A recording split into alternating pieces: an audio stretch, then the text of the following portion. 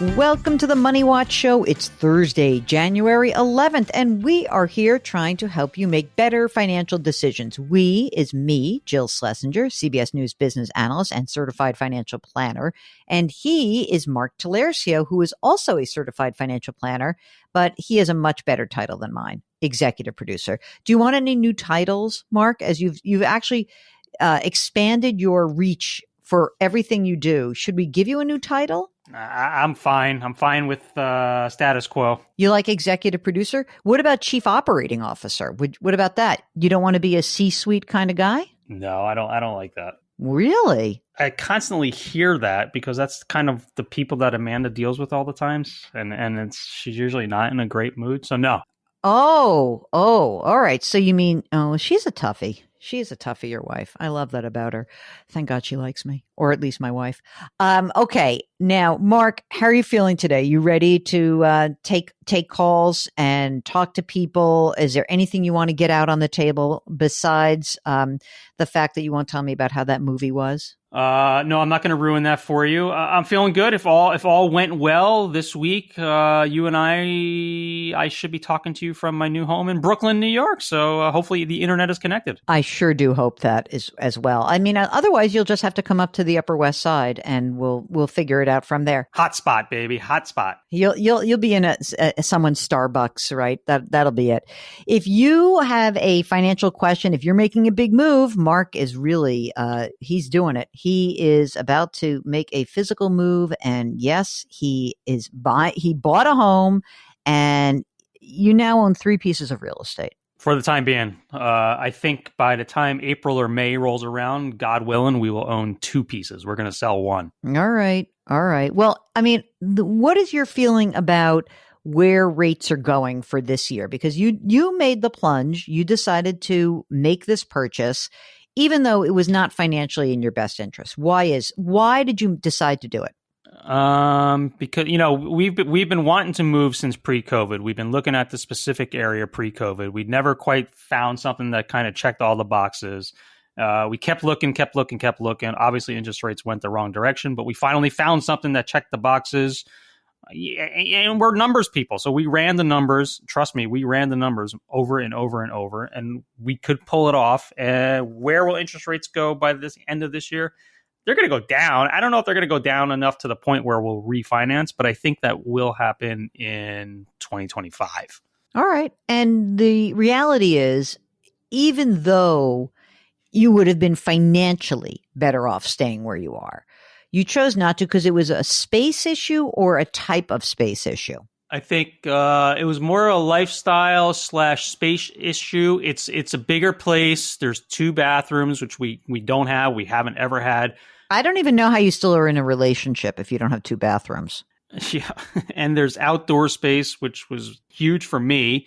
Not so much for Amanda, but that was my requirement. I wasn't going to move if there wasn't outdoor space. She wanted 2 baths.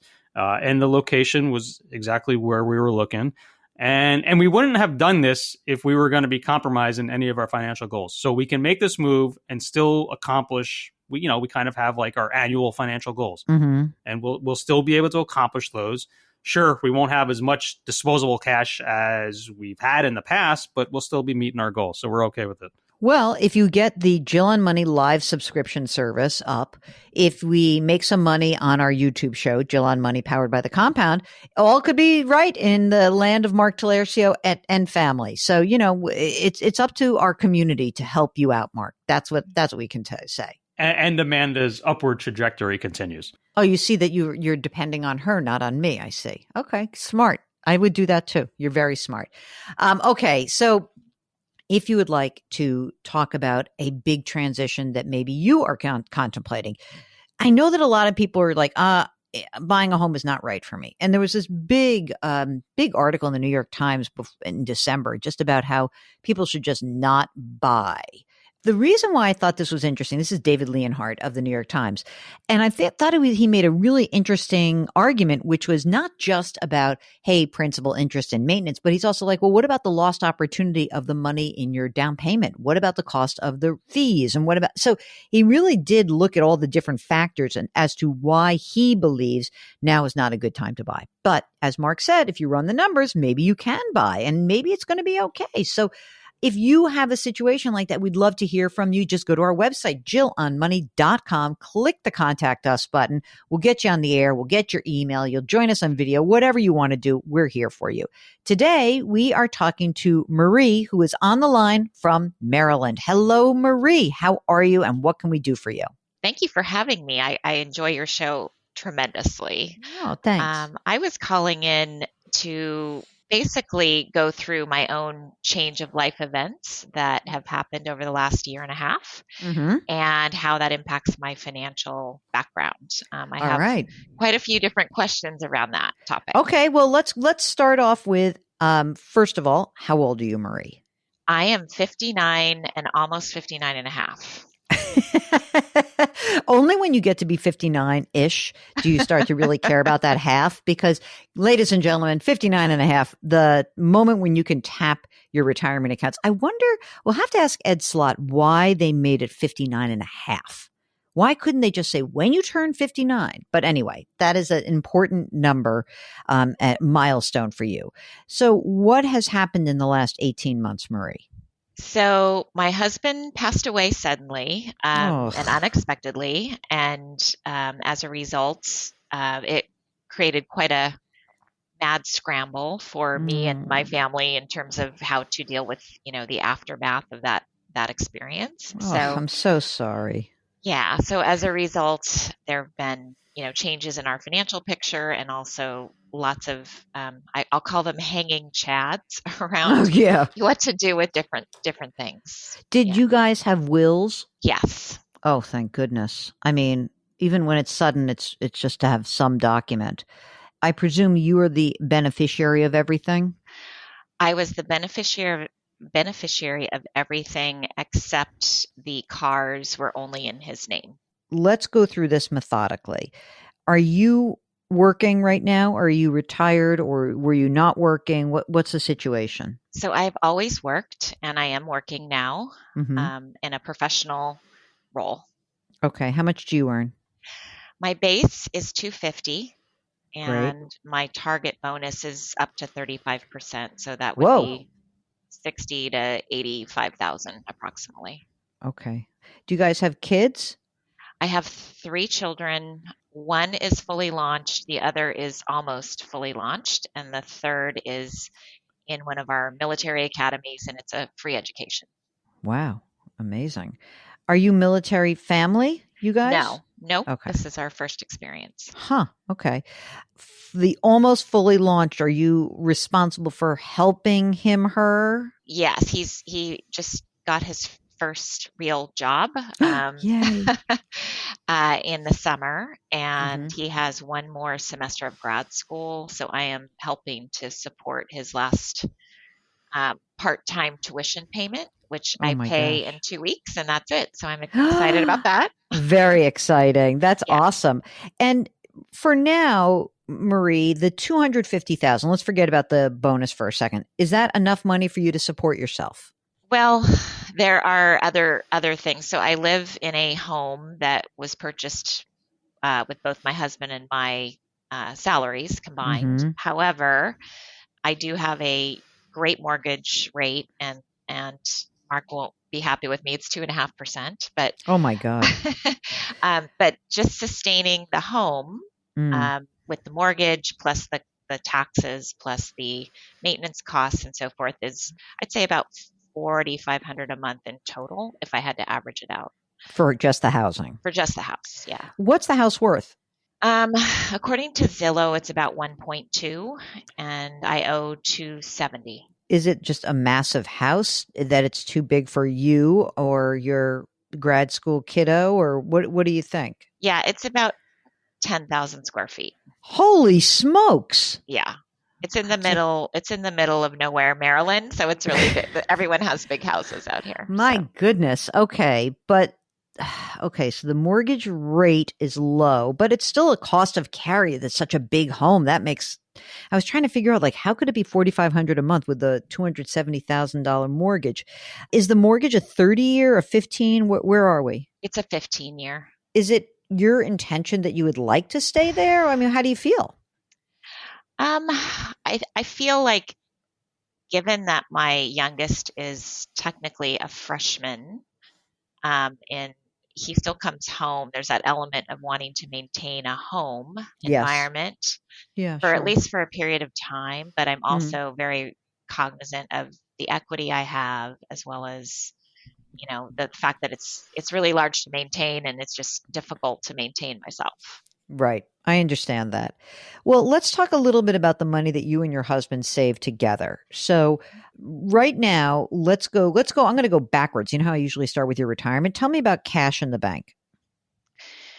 Okay. So cash that's in a brokerage, and this primarily came through life insurance money, is about 1.021, something like that. It's a little over $1 million. And then I have cash in a Vanguard, just cash account at about $125,000. And the $1 million is really life insurance proceeds that has not yet been invested? It's been invested. Okay. It's been invested. Okay. So $1 million in a brokerage account, $125,000 in a Vanguard cash account, and whatever else you have in the bank, just some money squirreled away. There's not that's pretty much it. I have about 10 to 20,000 at any given time in my checking account to pay bills. Yeah. Fair enough. What about retirement accounts? What do you have? So I have a pre-tax IRA. This is after combining his and mine. Got it. Of about $1.05 million. Okay. So 1.051-ish. Yep. And then I have a Roth IRA of about 245. Okay. And I think from those accounts, there's approximately 200,000 more that's just sitting in cash that needs to be invested as well. Okay. So, and right now on your 250, what are you putting away into a retirement account currently? I have access to a Roth 401k, so I'm maxing that out, and the match is 6%, and that's pretty much it. And so when you gave me the Roth number, did you include your 401k into that? No, I just started with this company 6 months ago, so it's about it's about 20,000. It's pretty small. Okay, great.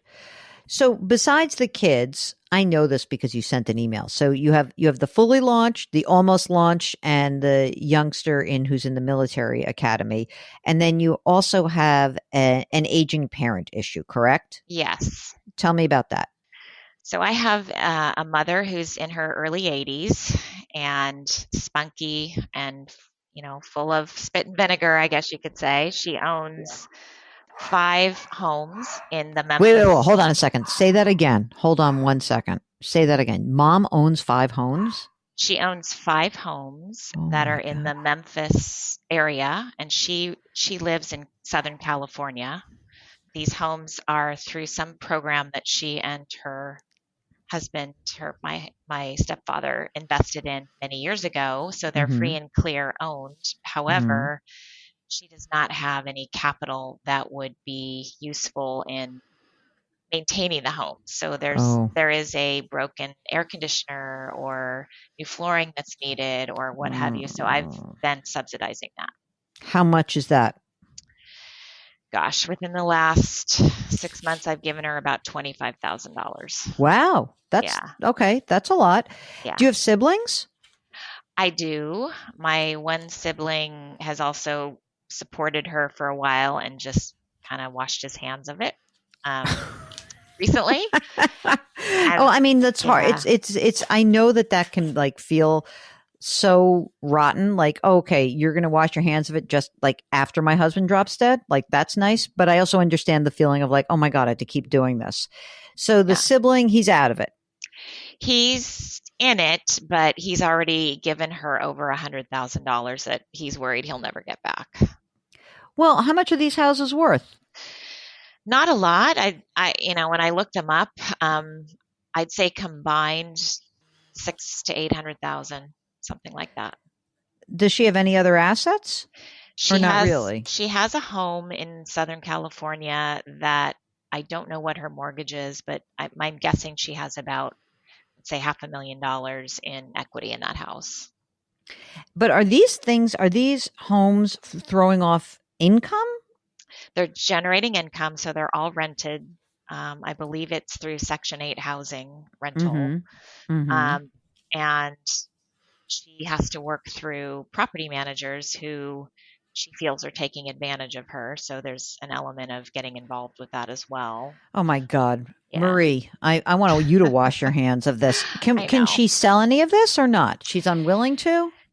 This is her sole source of income other than Social Security. And so we've looked at the numbers as if she doesn't have that, I don't think she would generate enough income off of her whatever amount comes out of all of this to support her life. So either way, my brother and I are going to be subsidizing her. But it's just the two of you, and is the stepfather still alive? No, he passed away. All right, so you will get the asset. You'll be able to split the asset with your brother. Yes, I think so. If there's anything, left after. Well, I mean, she's not, unless she sells it, there's still an asset. You know what I mean? She could live another 10 years and need medical care and all that type of thing as well. So I don't know if there will be anything left. And then essentially you would be forced to sell either her primary or one of these. Yes. Yeah. I see. I mean, what are you going to do? It's your mother. I know. I mean, it sucks, but yeah, you're going to have to deal with that. So there's a lot going on here. So let's talk about, so now do I have all of the information I need before you start firing off some great questions for me? I think the only other two smaller items are that once I turn 60, I believe I'll be able to collect survivor benefits from my husband. Yep. Which I think is about 2,000-ish to 2,100, something like that per month. Well, that'll be helpful. That'll help. And maybe just send that right into your mom's account. Yeah. Sign that right over. And then the second piece is I do have RSUs in this company that will vest in 2.5 years, and they're probably worth about 60 to 80,000, something like that. Okay.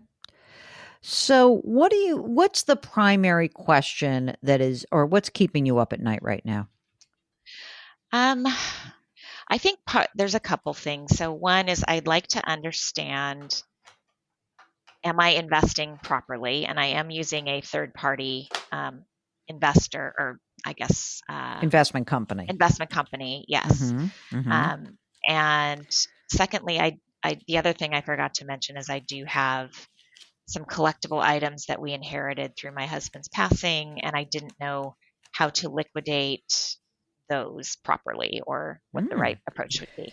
Okay. What did he collect? Gold bars, perhaps? No. He is a vintage baseball card collector. What? That's cool. So he has sets of cards from 1952 through 1980s, somewhere in there, and they're all put together nicely. Some of them are, reviewed by PSA and all that. Your kids don't want them? No, wait a minute. These have real value. But wait a minute. These have real value, no? Yes. Yes. What do you think they're worth?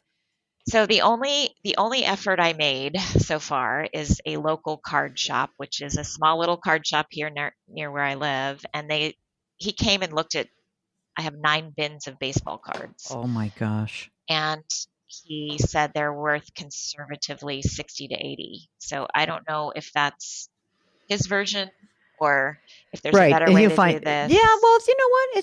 It's like any market, it's what the market will bear, but that's fascinating. They're worth 60, so he can pay 60 and turn around and sell them for $500,000. For 120, exactly. So we'll have to, that's going to take some work. And even if these kids are not, or they don't want them, is anyone inclined to do the research, or is this all on you?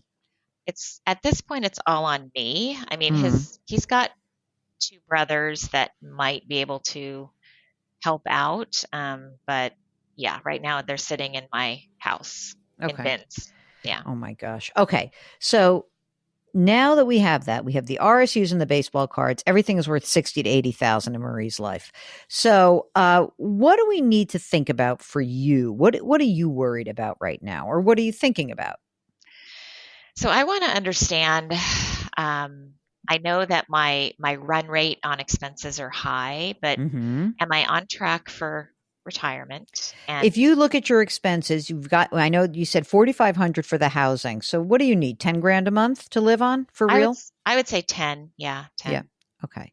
So 10 grand a month. And how much longer do we expect that you would want to work? I feel like I have a need to make sure that my kids are covered with health care and all that kind of stuff. So probably till at least 65. Okay. Are you going to be entitled to any pension? No. Okay. And so just so I understand, we've got this big house. We've got the $1 million in the brokerage account. We got another $1 million in retirement, more like you got $1.5 million between your Roth and your pre-tax, and then like 1.1, 1.2 in non-retirement assets.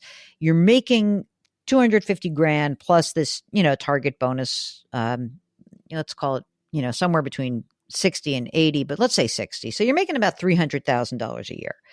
And on the $300,000, including, so if I really look at this, let's be clear-eyed on the 300, if we presume that, you put your money into your Roth 401k, you pay your bills, you pay your taxes, and you help out your mom. Are you feeling like there's no other money left over? Because it seems like there wouldn't be. Yeah, that's exactly. Okay, because I was just, So, but you just are making it. It's not like you're going into debt, but you're making it, right?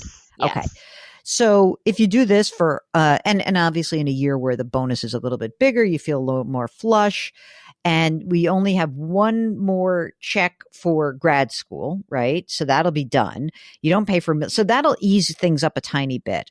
But, then your mom, and that's going to be stuff, and you won't be able to, I think that's like one grad school done, but mom's, money, that's going to be something also. So you really do need to keep working till you're 65. But, listen, the money's going to keep growing. You're not pulling money out of the corpus of your investments. You're not pulling out, you're not saying, well, out of the $1 million in the life insurance proceeds, I need to pull out $3,000 a month, because you're not. You're just going to let that roll, right? Yes, you're going to keep investing that. Yep. And when you said you have a third party, is this a passive investment company, or is this in other words, is it like a robo, or is it a full-time advisor? He's a fiduciary advisor that was a friend of mine recommended, because her husband also passed away. And so anyway, I was connected with him that way. Okay. Well. And how much do they charge you? Originally he said 1%, and I negotiated down to like 0.8. Yeah, that's my girl. Okay, good. All right.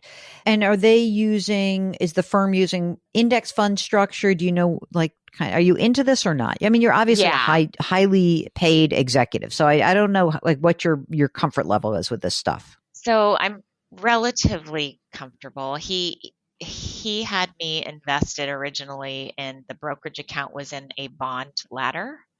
Mm-hmm. And then, so it's generating income. And then also I had my 401k, which was all equities, but I do have to write quarterly tax amounts of about $3,500 per quarter to cover that. And so I wanted to flip it if possible and do the income in the 401k and the equities in the brokerage if possible. Why? Okay, can I ask a dumb question? Why bond ladder in that account? I don't know, which is part of why I'm asking you. Is that even the right approach with someone at my level and age? I mean, because you're so young, I mean, it's not to say, and I mean, having some bonds would be fine. And it may even be great for you right now, because I'm sure were most of the bonds established, were they individual bonds?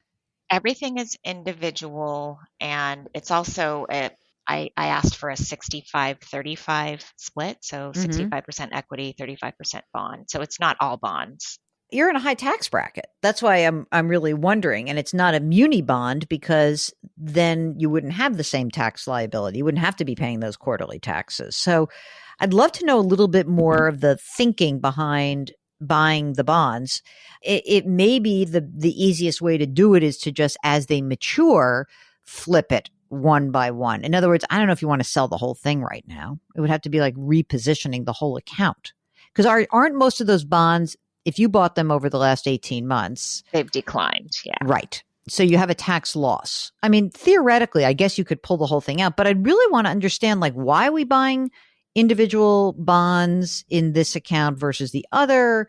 I don't know if I want to wholesale make the trade. Do you like the advisor? I like him a lot as a person, and I know he's been doing it for 20 some odd years. I have no context as to if he's doing the right thing or not. This person is a fiduciary. So what you could say is, hey, fiduciary boy, what I would like is I need an analysis. I don't really want to pay these. I hate paying these estimated taxes. I'm still in a high tax bracket myself. I know I was with my husband. And I would like to see a plan that would essentially blow out the bond ladder, take the losses against any gains that are in this account, right? And be tax neutral, frankly. And reinvest in either have municipal bonds or put more of my bond holdings in the pre-tax retirement account where I don't have to worry about tax liability, and see what the plan of action is. Why don't we ask this guy to do some work? I will, because I think that's a reasonable expectation. And you can also say, you know what? I hate paying these quarterly taxes. I'm a W-2 employee. It's a pain in the ass, right? I really just want to, can we make this simple? Can we put more of my income-driven investments in there? You could, listen, every advisor has a program that will give them a global look at your overall portfolio. You don't have to be 65-35 in each account. You just want it to be 65-35 overall, right? Right. So that's what you're really saying, is that, like, isn't there a more tax efficient way to do this?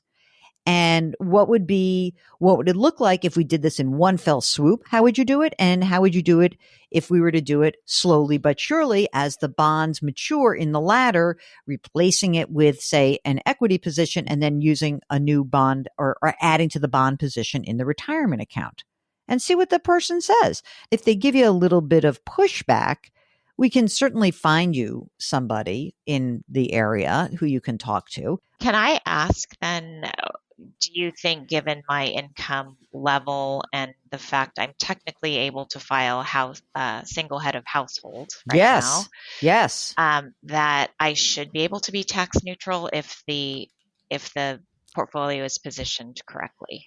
I do. You know, if you are right now, if you're in, say, the 24-32% tax bracket, depending on kind of how things rock, right? It would seem to me that we should be able to do this. I don't know what the actual losses are, but it would seem to me that we should be able to make this work for you a little bit more seamlessly. That's the investment side. Okay. Now, the other thing is, do I think big picture? Yeah, you're on track for 65. Don't worry about that. The real reason you're on track for 65 is that you have $1 million in equity in your home. Okay. I think that maybe the game plan should be, let's make sure our allocation looks a little bit more reasonable for the tax situation you're in. I think you should be considering, like, okay, I will be moving in 5 years. By then, our youngster is done, right? You will have an ability to make a move. I'm not saying you're going to extract all of the equity, but you're going to be able to go someplace else that is more reasonable and more in keeping with, single head of household, 3 kids, they can come visit you, etc. But I presume you want to stay in the area? I don't know, to be honest. Where are we going? Let's go someplace. I think that's the other question in my life. I don't know. So. All right. I mean, what you do know is that you have $1 million in equity. And in today's dollars, if you had to, you could go out and probably find a really nice place for yourself for $750 and own it all in, not have a mortgage, have a lower cost of overhead, potentially. Like, I wouldn't want you to make you don't have to extract a ton of equity from this. You just have to reduce your footprint so your expenses are lower. Because if you went right, because if you're go from 4,500 and you say, again, it's in today's dollars. Now it's just, it's $3,000 a month, then you're in a great situation, right? Now you've got a little bit of squish. And look, in terms of your mom and helping her out, you're going to keep helping her out. Please just make sure she has an estate plan that makes the distribution of her estate seamless between you and your brother. What I would do for both of you is I would keep track. If he's out $100,000 and he feels like he's never going to get it back, you'll say to him, look, I'm going to keep track up to $100,000. We'll make it right. We can have a side document that says you're going to get this $100,000 back from the proceeds, at some point in the future, if there are any. But that's, I think that you guys should be able to get that assurance. It's only two of you, and you can work that into the game plan. But I mean, you're going to have some help with a little extra money from Social Security, which again, I think that's like kind of, you sign it over to mom. And if you're feeling skittish in 5 years, Mark, how much money do you suspect Marie is going to have from all of this money that's been set aside already? So we've got $1.1 million that is in brokerage. We have retirement assets of about $1.25 million. And if Marie were to kind of keep going for at least 5 years, maybe even 7 years, because, you need a job, and we'll see. But what do you think about her game plan for retirement? Game plan is good. I mean, in the next 5 years, this stuff is going to grow. It's going to be over $3 million. Right. And you'll have your own, you'll switch from survivor benefits. You'll have your own benefit in Social Security, and you'll have, money coming in, and you'll be able to create, I think that, from $3 million, you're going to have $100,000 a year of income right there. You'll be able to have that, obviously. So you remember this, the longer you work, the better it is. But, I think that will be more largely determined as to like where you want to go next, where you want to live, where the kids are, and what's going on with your mom. Because you might say to yourself, I don't feel comfortable as mom's plowing through all of her money, not working. And that may be a decision you make in the future. But, you've gone through this horrible thing. A sudden and unexpected death is just absolutely the worst emotionally. And the financial aspect of this, thankfully, you have survived. You really have. And I feel like sometimes that's luck more than anything else. But you and your husband put yourselves in a very strong financial situation to withstand this terrible shock to the system. And so I think you're in good shape. If you feel like you're not getting a response that feels adequate from the current advisor, well, let's get you another advisor and just have a look at it. Just look at it. You could have someone who comes in and says, "Oh yeah, that's totally smart. Like that, this person, this is easy. We can help you out." You might get some assurance that way, but let's go back to the advisor first. And then, look, I'm not even including the baseball cards or the RSUs or anything like that. I put that off to the side. I presume there's some community here, our community. Anyone knows, the baseball exchange. I'm sure this takes, there's like a little subreddit of baseball card trading, just maybe. What else can we do for you, Marie? I think that's it. I think my key takeaway is going back to my advisor and asking for him to create a tax neutral plan. Yep, absolutely. And know that you're on the right track. You did a good job. You really did. So I'm very sorry for this. Well, thank you. Terrible situation. I mean, I don't know if it's ever going to be like tax neutral to the point where it's zero because you have $1 million in a taxable account. The bonds is not a very efficient thing where they are. No. And not when you're even, if you're claiming head of household, even so, you won't be able to do that for much longer. Right. Right. Because you have how old is the military kid? 20. Yeah. You're not going to get it for much longer. Yeah. So, yeah. I would think that, we have to make that game plan going forward and articulate it. Just, sometimes you can be completely honest. Hey, remember I told you I was a little bit, this is how I'm feeling today. And that person should feel like delighted that you are able to communicate in this way. And if they're like, tut tut, little one, then I'm going to get you another name. Yeah. Okay. All right, Marie. Thank you so much. Thank you so much for sharing your story with us. And if anyone out there is a baseball card aficionado or aficionada, let us know. We'll put you in touch with Marie. We'll only take a very small commission, the usual Mortimer. Remember that, Mark, from Trading Places? Do you know what the usual is? $1. Okay. If you would like to get in touch with us, go to JillOnMoney.com, click the Contact Us button, and we'll get your note and email. Join us on the audio. Come join us on video on our YouTube show, Jill on Money, powered by The Compound. Don't forget, we are getting ready and booking guests for Jill on Money Live. That is our subscription service where you have access to quarterly live webinars and lots more bonus content. It's happening. Mark Talercio is the co-host and executive producer and the king of all things web. We are distributed by Paramount Global. We drop our episodes every Tuesday and Thursday. Put your hands metaphorically on someone's back. Change your work, change your wealth, change your life. Thank you for listening, and we'll talk to you next week.